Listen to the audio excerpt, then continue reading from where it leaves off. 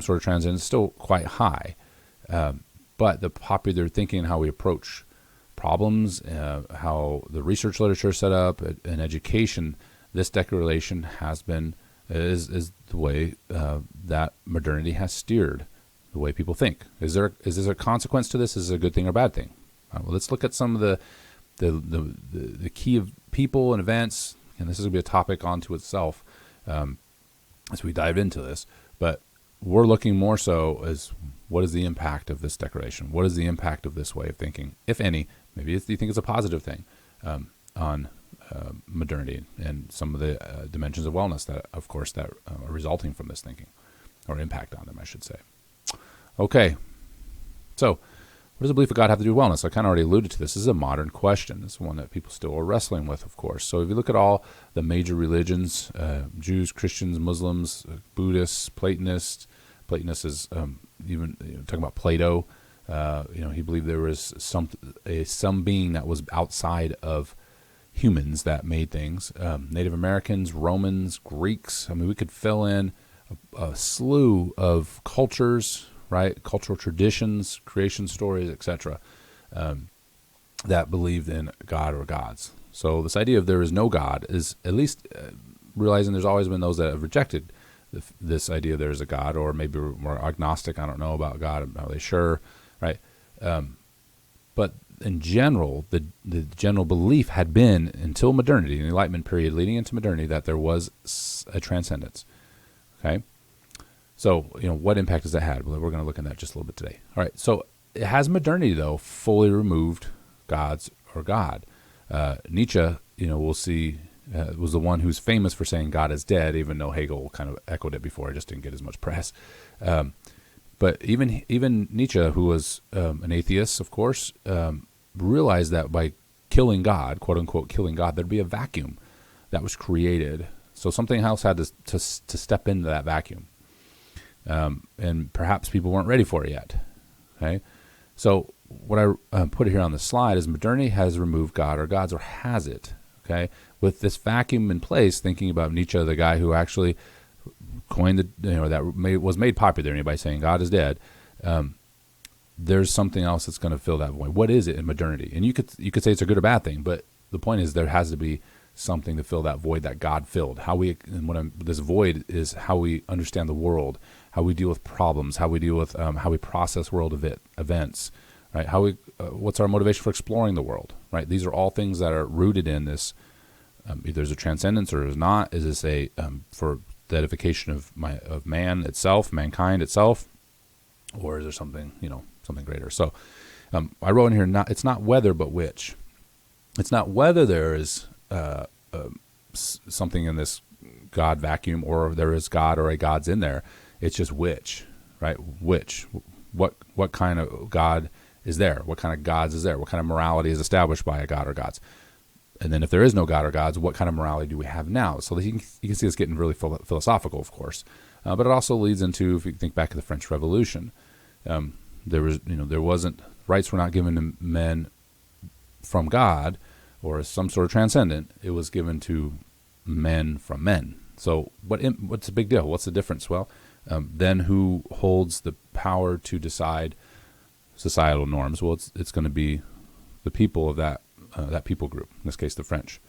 Okay, whereas the American Revolution said there's a transcendence that is the standard to which we will hold to, and so we'll set up our beliefs that God gave people rights, and so we can't abuse those rights, nor should we. Now, obviously, not everything was perfect in that system, of course, but I'm trying to contrast the two viewpoints, and how you can see there's always going to be some sort of God type, or God's transcendence, probably the better word, center to everybody's view of the world, even if somebody's an atheist.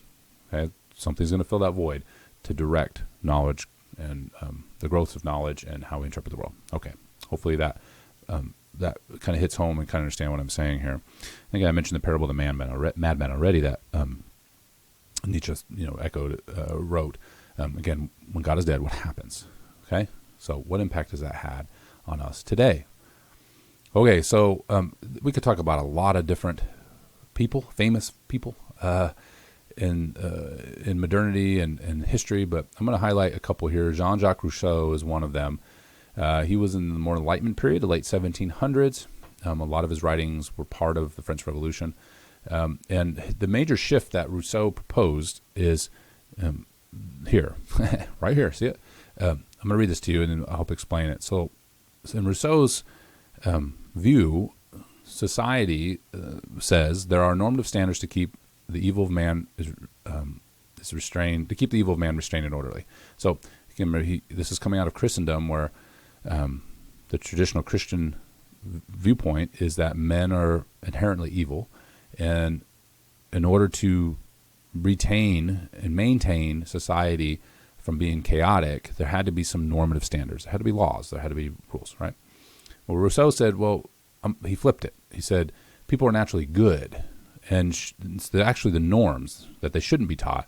In fact, if they could shed the norms, people could just be in their natural habitat, right? Which is being good. Like everybody would just get along and everything would be great. Now, the people who have pushed back on this, of course, philosophers a lot more intelligent than I am, have rightly pointed out this has never existed, right?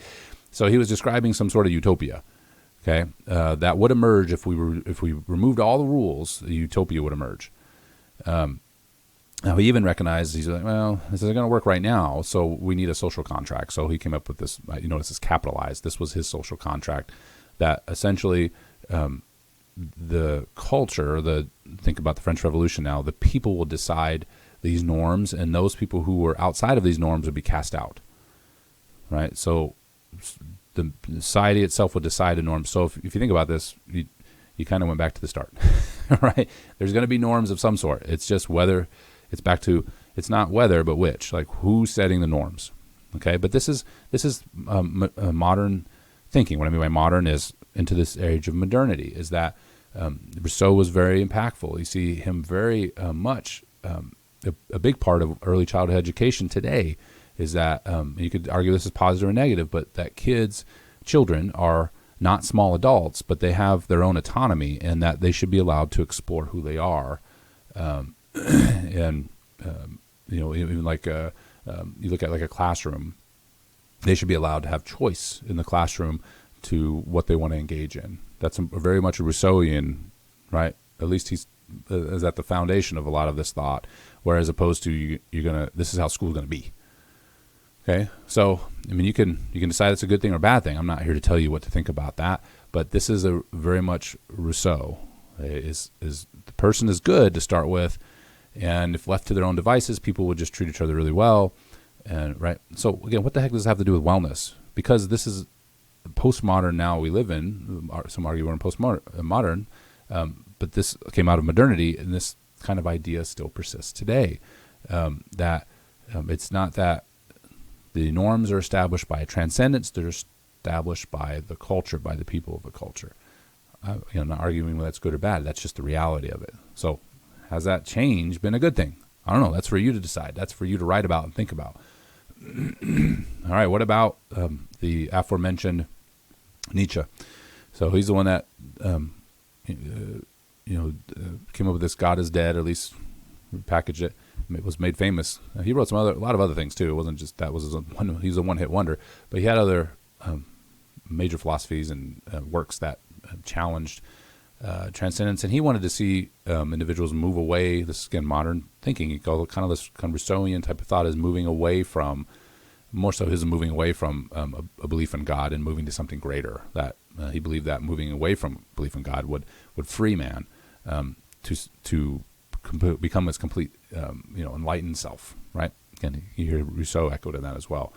Now, unfortunately, what Nietzsche is often attributed to is nihilism. Nihilism is saying nothing matters.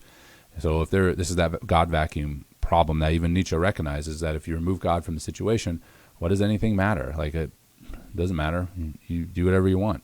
Okay, this is kind of nihilistic, despair kind of thinking. Well, do you think that's this change from a transcendent to God is dead has been a positive thing when it comes to how people think today in modern culture? Now, we're obviously focusing on the spiritual dimension and wellness right now. So if you look at our 8, you're at least familiar with, hopefully now at this point, if you've seen the lecture and you read the paper from the week 1 on the dimensions of wellness. So we're obviously focusing on the spiritual dimension of wellness, but as you see a shift in the spiritual dimension, a move away perhaps from a transcendence, and if you remember that video, again, back to the introduction of modernity of how they framed it is, that fate wasn't all your fault. Fate was, it's just the god or gods that was just part of fate. And so it relieves some of that pressure that, well, it's not all on me. Well, if we say there is no god or gods and things don't matter, right, and everything is on me, does that build despair? I don't know. Again, these are things for you to wrestle with. You guys are all coming from different backgrounds and viewpoints as well. Some of you may believe in God. Some of you may have a religious tradition. Some may not. Okay. What do you think, though, about this shift, this mindset shift? Has it had an impact in today's wellness? What do we matter? That's kind of the whole nihilistic approach. There's nothing more in today. It's again self-centered. I've already talked about this. This shift from something outside ourselves to fully on ourselves. Okay, how has that changed wellness? All right, as promised, I'm going to keep these videos shorter. So I'll stop here and let you take a break or do whatever, and I'll see you in the second part of this video, which is about the same length, a little bit shorter. We talk about Darwinism and its impact on modern thinking. So I'll see you in that video.